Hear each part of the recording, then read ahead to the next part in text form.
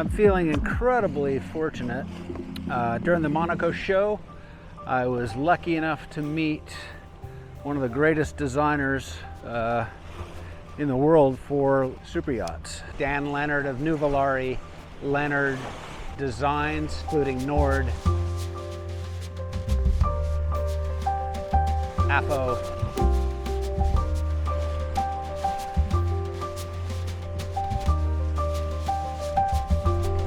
Black Pearl, to name a few.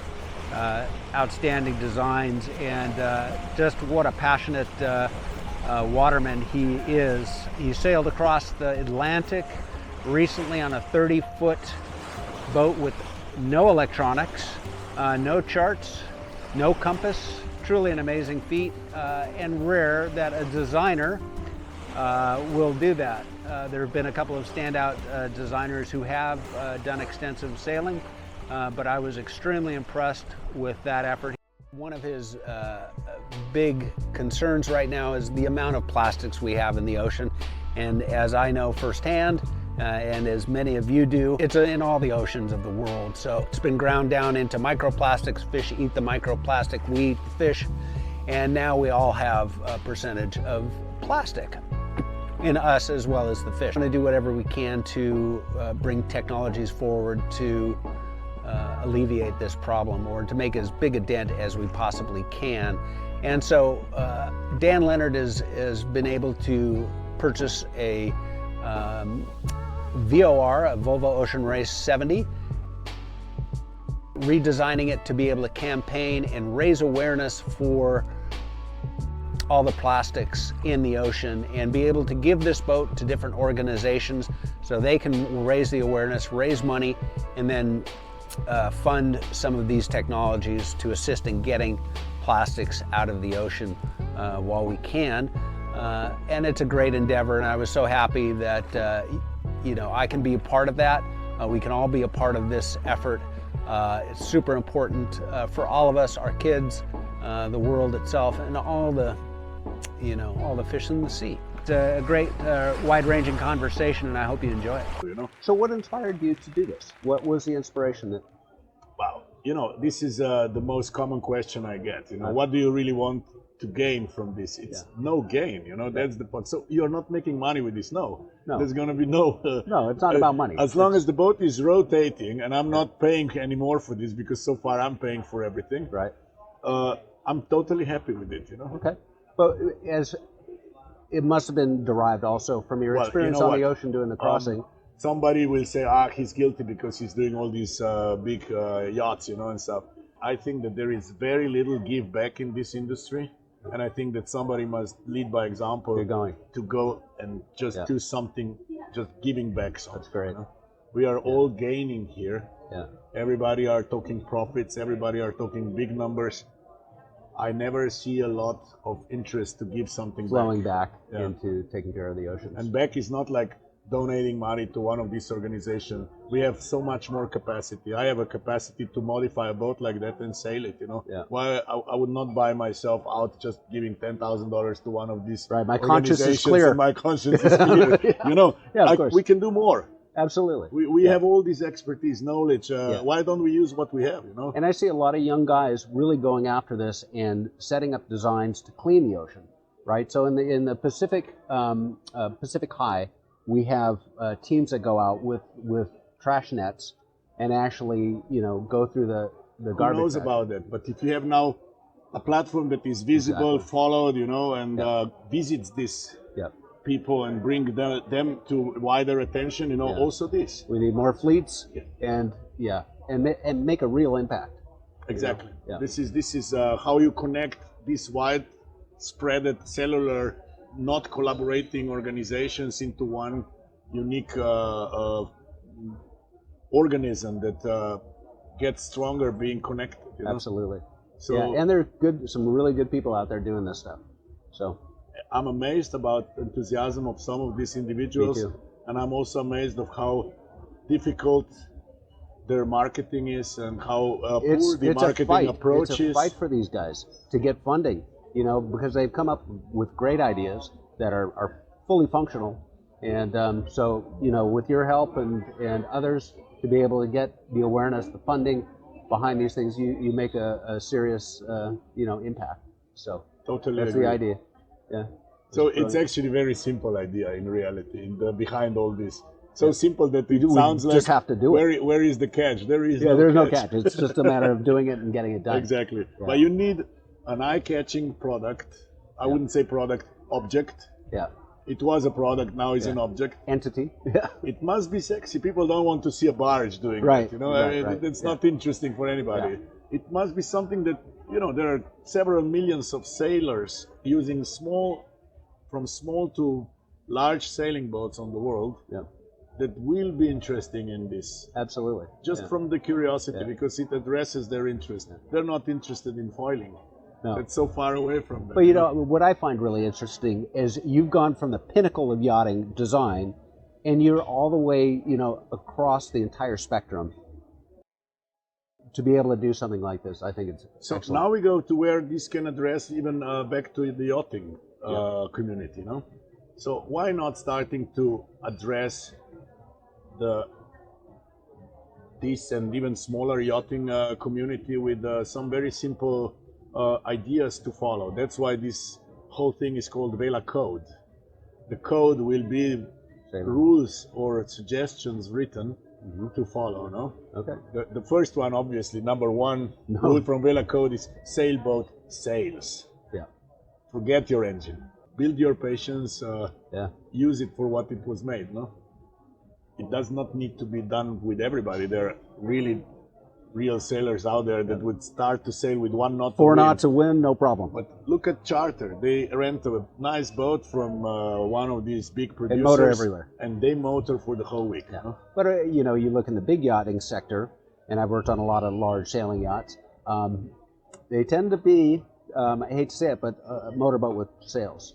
You know, motoring on crossings, not wanting to. You know, because we have. So why don't you think this boat would not impact the boating industry and start to think about making maybe more performant, lighter boats to get back the pleasure of the sailing? whole idea is sailing. If you have a sailing yacht, it's about sailing. you buy a sport car that doesn't go. You know? Right. What's the point? What's the point? So you have a sailboat that doesn't sail. It doesn't make any sense. It doesn't make you enthusiastic by pulling up the sails. That's a problem in the concept of the boat itself. Totally is. So maybe there is going to be an impact to rethink the concept of sailing as well, because there is a large sailing market out there, very little compared to the motorboating today, but we have to ask ourselves why. Maybe the product is absolutely not sexy. You know? Yeah, I think there are a number of factors, right? So, and then let's jump a little bit of the code rules and let's come to some even more simple rules. Don't bring plastic bottled water on board. Yeah. By not bringing it on board, you will not produce trash, and you will not have to worry about controlling where your trash go because you're not making it. So one of the big issues. How simple is that? You know? It's an important issue because when you're traveling, as you know, you accumulate trash, and what do you do with this trash? You know how it happens. Where do you put it? In some countries, waste management is okay, but in most beautiful destinations, it's poor. Yeah. You put it on your ship chandler. Hands and say, okay, I paid. I've done, That goes somewhere on the other side of the island. Into the ocean. Or maybe they will maybe landfill. burn it in next 2 weeks, but in the meantime, some storm comes and everything ends in the sea again. You know. Exactly. So you were the guilty one because you produced trash. Yeah. It's not them that they have poor management. You know that they have poor management. So why are you amazed that your bottle ended in the water? You should not produce a plastic bottle. Trash at all in the first place, because you know there is a poor management, poor waste management in the country where you are, you know. Yeah. So this hypocrisy we have to address, you know. Yeah. Then you go to a single-use plastic packaging, no. My first sailing, and this is going to be a rule on this boat, is no single-use packaging on board. Repack, use containers. Yeah. Produce trash where you can still control where your trash is managed. Yeah. Don't make trash during the trip, you know, repack stuff. I had not produced 1 kilo of trash on my transatlantic because I repacked all the food. So you took, when provisioning, you did that regime of repacking all the food and provisioning that way. In a plastic container that is always used on the boat, as that container for that type of cereals. whatever I the had product like it is. 10 kilos of cereals, all out of their original boxes. So that's a key. I was just taking it out from the main container. No? Yeah. So I would do that because you can't store the trash. So what you're do going to put they it in do? Lazarus. At one dark night, Exactly. what's one bag of the trash in the middle of the ocean? Look how big is the ocean, you know? Yeah. That's the problem. And it happens all the time. And it happens all the time. Yeah. So, you know, simple rules that you start to impact. And then if you do maybe, and this is now a hypothesis, no? If you pass it as a fashion into this luxury market, you know, and that fashion goes with these people back home and spreads as a kind of a life rule that you follow, an effort that you do also at home, then you maybe start to address the single-use packaging from the consumer side, you know? Yeah. And then maybe you can rethink on the whole thing also on the producer side, you know? Right. Because it's not just fighting the plastic in the sea, It's fighting changing the process that mentality makes all this plastic that is so useless. That'll actually change that You have a dynamic. polystyrol and the plastic over one apple. Right, exactly. You know, It's that's what ridiculous. you buy in the supermarket. It's ridiculous, You know? yeah. Or a cucumber that is already Wrapped. in a cellophane. It has a second skin. Yeah. Right. It just makes no sense whatsoever. Absolutely. Yeah. Well, try to make a lunch for 6 people where you really cook at home, and you will end up with 2 big bags of trash just from the packaging of the food that you are cooking. You know? Exactly. So we have to really address also the source of this, which is the laziness of us people trying to just get everything easy. And you know, the industry is practically responding. We didn't ask for single-use packaging. They figured out that it's easier for us, and that's why we're using it. You know? Right. And it, you know, for them, it's profit-based, right? That's why it's not just a good idea. You have to market the idea again, you know? Exactly. And this is what I'm good at. Marketing is one of my jobs. To sell something big like what we see out here, you have to be a good marketer. It's not just the design, you know? So I suppose we should actually touch on some of your efforts in the super high market, because you're so well known for, you know, boats like Black Pearl or Nord. What an incredible design. I mean, these things are just jaw-dropping. And well, I always said, you know, that's also something that has been always very poorly marketed, you know? But when a boat is costing 200-300 millions, 500 millions, people see, oh, why this money wasn't spent in some better way? How was this money spent? It was spent in 5 years from beginning to the end of construction, being spread through all kinds of high-end, well-paid professionals. Yeah, supporting many families across the industry. Bangladesh builder building a skyscraper in Dubai. Right. It's a high-paid professional doing this somewhere in Northern Europe that allows his family to live well, you know, and maybe educate people, his kids in a proper way, you know. Yep. It's basically getting some dead money back into the middle class, which is living and powering because this the is supporting economy. a whole swath of You know, do you think families that somebody and really people. makes a lot of money with a mega yacht? It's not true. No. There is nobody gaining 50%. Yeah. That's maybe in a house building. Okay. Yeah. These are percentages that are rarely having 2 numbers. Right. It's a Rarely 2 numbers. precarious industry. If a shipyard is doing something in 2 numbers, Really, they're doing very well. extremely happy. Really. That's how it is. So it's spread into little pieces going between a lot of people, you know? Wow. Yeah. Giving you an example, maybe between people working on the boat and family members, we're talking about 10,000 people Exactly. gaining in 4 years of construction of a boat like that. Right. You know? Yeah. So And what being is able to feed better, their family for investing that this long. money in some dead stock or actually placing it back into the middle class? And then when the yachts travel, I mean, they're supporting economies around the world. That's an economy that's the second life, It's true. second. I mean, the boat like that costs money because people on boat working are well paid. Yeah. Boat is generating a lot of money flow just existing, you know, and when they park and they buy this and that and Money is flowers flowing and into the food economy. and you know, going to restaurants, you know, the whole crew of this boat is relatively high-paid, middle-class absolutely. people. No, Yeah. so why do you think in Antibes so many restaurants popped out after the marina was built? Right. Not for the owners. Right. It's for the crew. There It's are for all the people who 3,000 support crew, them. everybody having cash in Yeah. pocket, you know. Exactly. So the Yeah. whole town prospered from the It's true. yachting, you know. Yeah.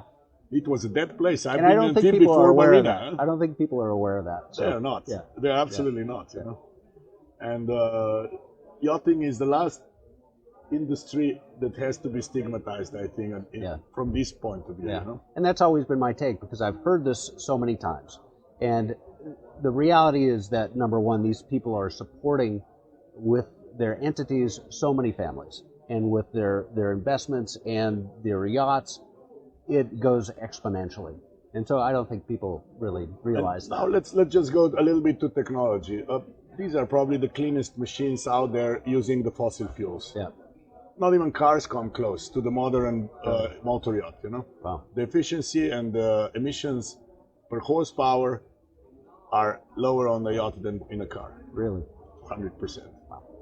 The technology we use is more strict. The scrubbing technology. Well, and, we have catalytic converters that are bigger than the engines today. Wow. No, seriously. Really? Wow. Yes, the new regulations doesn't allow to build boats without that. You know? Right. There is a we are using I don't know the heat from the generators to produce the warm water on the boat. You know? Right. I mean, there is all kinds of technologies Regeneration being for it. involved Yeah.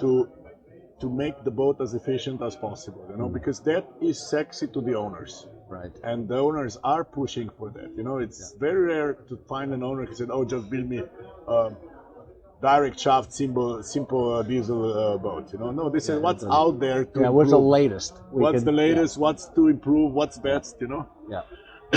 So that powers this industry, and it is again the poor marketing of this industry that people don't know about that. You know. Yeah. Because on airplane level, nothing has been done. That's it. You need that to fly airplane. You know, those are the emissions. There is nothing to do about it. No? Right. This industry for the last 20 years is fighting a lot to make itself cleaner, Yeah. and nobody knows about it. Right. There is a huge effort in that regard. So. And a lot of people would equalize this industry with cruising ships. Totally having nothing different. to do. Totally different. Totally different. Yeah. Totally different. Yeah. Yeah. Plus, how much are these boats really moving? You know, you have to also address this. You know? Some of them a lot, some of them never. You know. Hardly ever. Yeah. So there's really so little known about use of these boats and how they actually are built, but also how much profit and how much money flow they actually generate. Right. Exactly. Nobody knows that. This is something to address the industry. How do you communicate better with the world? Because they should not see these rich boys' toys. They should see this also as a powerful injection of capital into the middle class. You know? Yeah. And nobody That's a speaks good point. about it. That's a Nobody good, very speaks good about point. this.